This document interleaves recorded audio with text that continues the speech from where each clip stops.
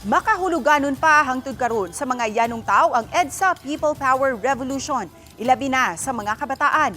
Samtang usa sa mga napriso ni atong panahon sa martial law nang hinaot nga di kini hikalimtan sa katawhan. Ano ang report ni Nico Sereno? Sa usa ka parte sa Plaza Independencia, gibutang ang usa ka marker nga gipabarog kapin sa napu ka tuig na ang milabay. Paghandom sa mga namatay ug nabiktima panahon sa martial law. Sa nagsingabot nga 40th year commemoration sa EDSA People Power Anniversary, usa kining marker sa himuan og tribute o floral offering paghandom sa kaagi kaniadto. Dihang naadto namo niadtong Sabado, taliwa sa kabisi sa mga tao sa plaza ni adtong higayuna, tuod man malabyan-labyan ra gyud kini sa daghan nga mga mangagi. Ang parking aid nga si Teresita, bata pa kuno ni adtong martial law period.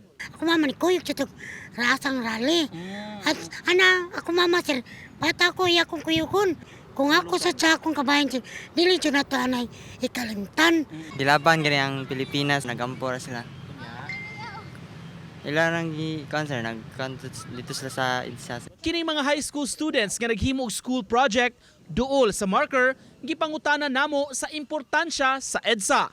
Nakalimot man pag-una, apan nakatubag rahinoon sila. People power. Si Ferdinand Marcos. Mount nila sir ma. Pahawa nila sa pesto. Sa Philippines biya na, so needs na namo siya a lesson para nasad may bawaan sa sa like history. Ang kanhi City Administrator ug kanhi DILG Undersecretary nga si Francisco Bimbo Fernandez, usa sa mga aktivista nga napriso pagka martial law. Miabag siya kaniadto sa mga sugarcane plantation workers sa Negros pag-organisar. Usa siya sa nang hinaot nga dili hikalimtan ang leksyon sa EDSA taliwa sa nahitabo karon sa Pilipinas. Dili lang sa EDSA, hasta pud sa Cebu o sa ubang lugar, no? Ana niya, ang importante natong pamalandong, akong pamalandong ron, kung kaya nato si Marcos ug ang iyang diktatorya, nganong di man nato makaya ni ron ang mga dynasty o kining mga korupsyon sa flooding ug uban pa.